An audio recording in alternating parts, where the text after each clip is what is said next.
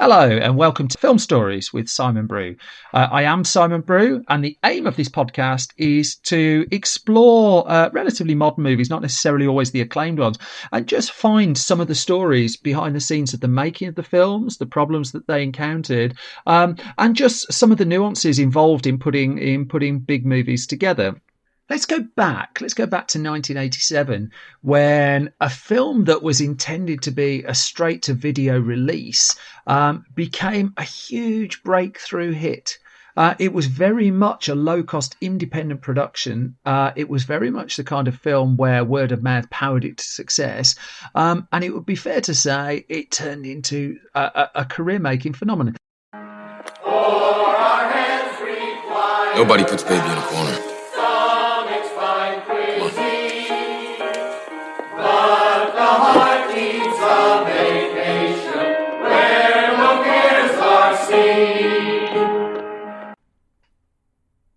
Yep, you've got it. We're going to talk about Dirty Dancing, starring Patrick Swayze and Jennifer Grey, directed by Emile Ardolino and produced by Linda Gottlieb. Dirty Dancing, of course, is now a Western musical. There was the hugely not so popular sequel Havana Nights, and it remains one of the most favoured films of the 80s and of the late Patrick Swayze's career. It didn't have a struggle to get made, though, and what I love about this story is, first of all, it gives an insight into just the day-to-day troubles, just getting a film made, but also there's loads of stuff here that's very particular to low budget independent production, where you just have to keep things going, else the whole thing will fall apart. There's no studio to bail you out. So Linda Gottlieb wrote about this in an article in Premiere magazine, and also Patrick Swayze's autobiography The Time of My Life has bits and bobs on this as well, which is where I've pieced together the bits of story that I've got. And Gottlieb was looking to get the film made. She believed in it, and she needed a budget of, she reckoned, $8 million at the very cheapest. She didn't get it. Instead, she eventually got a bite from a company called Vestron Pictures. You may remember that name. It came with a very strict condition that she had $5 million. And just to double down on that a little, as she recalled in that Premiere article that was published in its May 1988 edition, she was told that if Vestron's chairman, quote, sees so much as a decimal point after the number 5, the funding would disappear.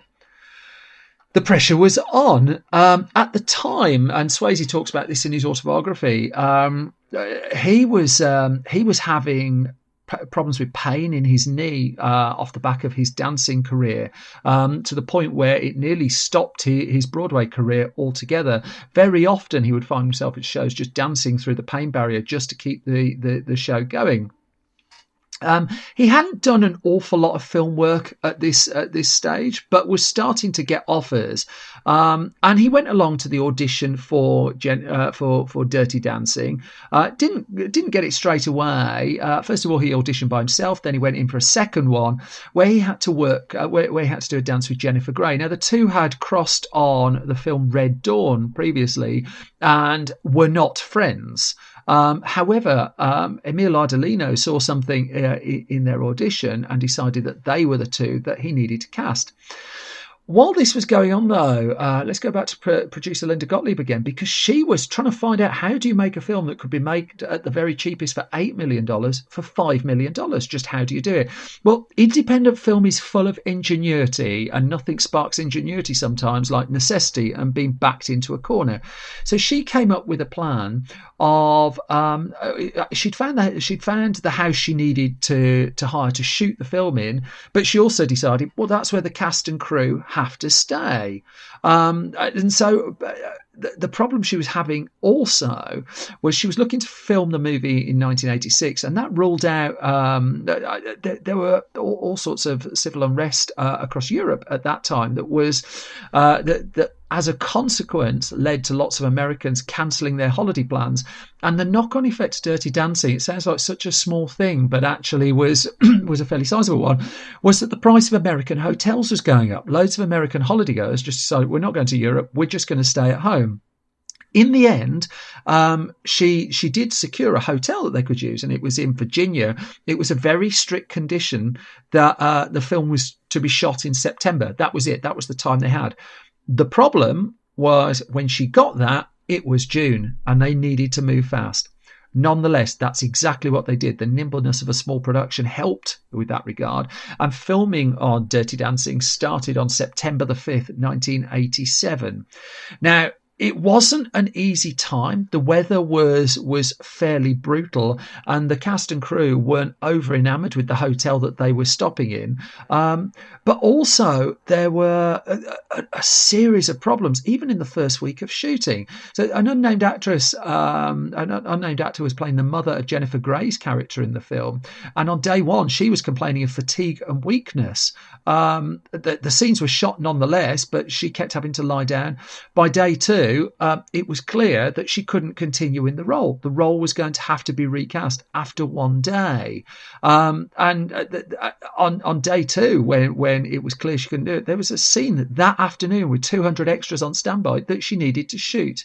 So again, ingenuity again. Kelly Bishop had been cast in a different role in the film, and she was transferred to the role of the mother. And as Gottlieb wrote, we realise she has one strong thing going for her. She is here.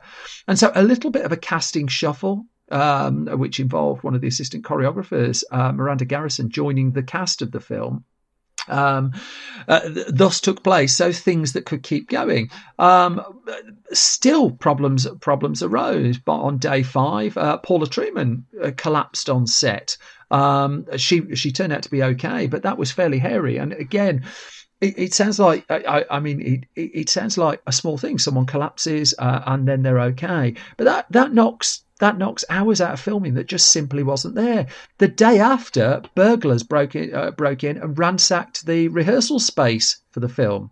So what does Gottlieb and her crew do? Well, they need to get replacement material.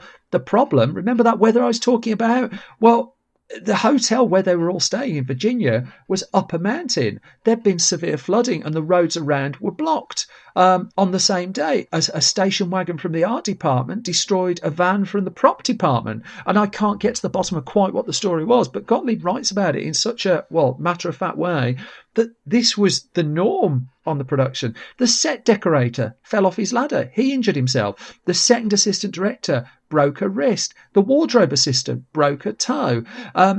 3 of the crew were hit by food poisoning. This all happened on the 6th day of shooting.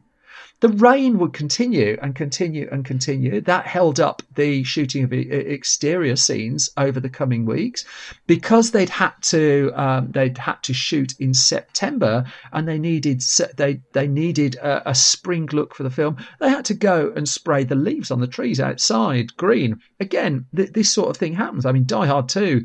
Let's go a little bit left field. It needed to import snow. It couldn't find any snow at all when the film just utterly relied on it. But Die Hard 2 had a budget of $75 million.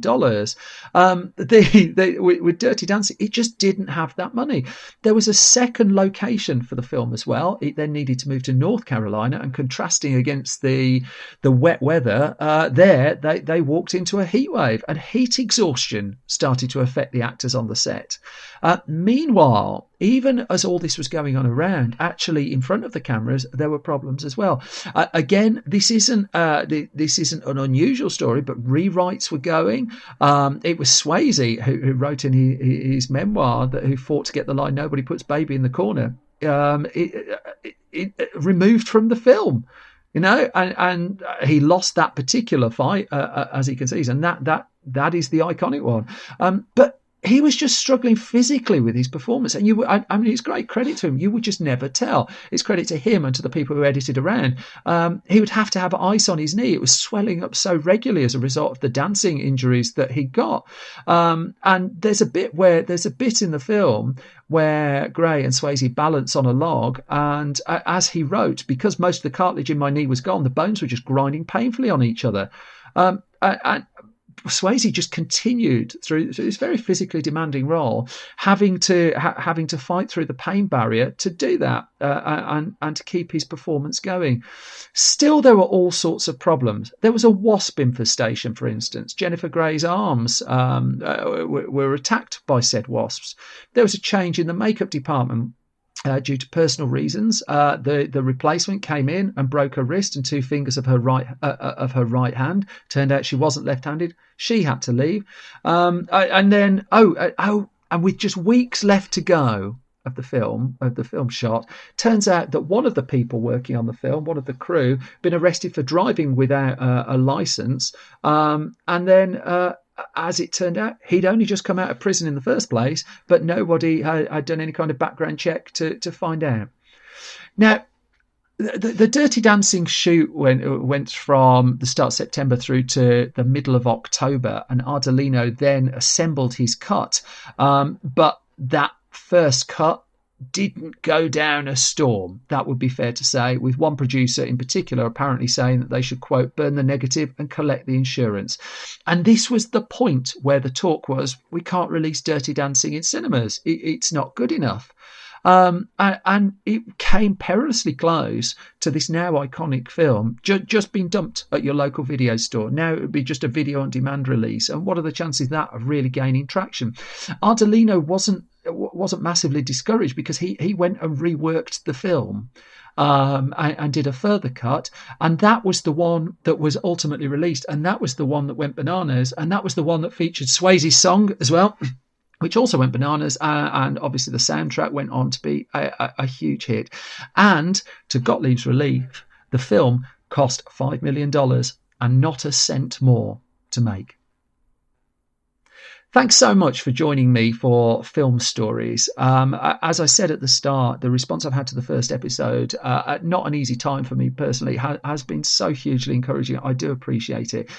If you can help me spread the word, I'm just one person in a room telling nerdy stories about films. That helps me enormously, and it's hugely appreciated. If you want to leave a 94-star review, that helps as well. You can find me on Twitter @Simon Brew, and I'll be back hopefully in about a week or so with more film stories. Take care.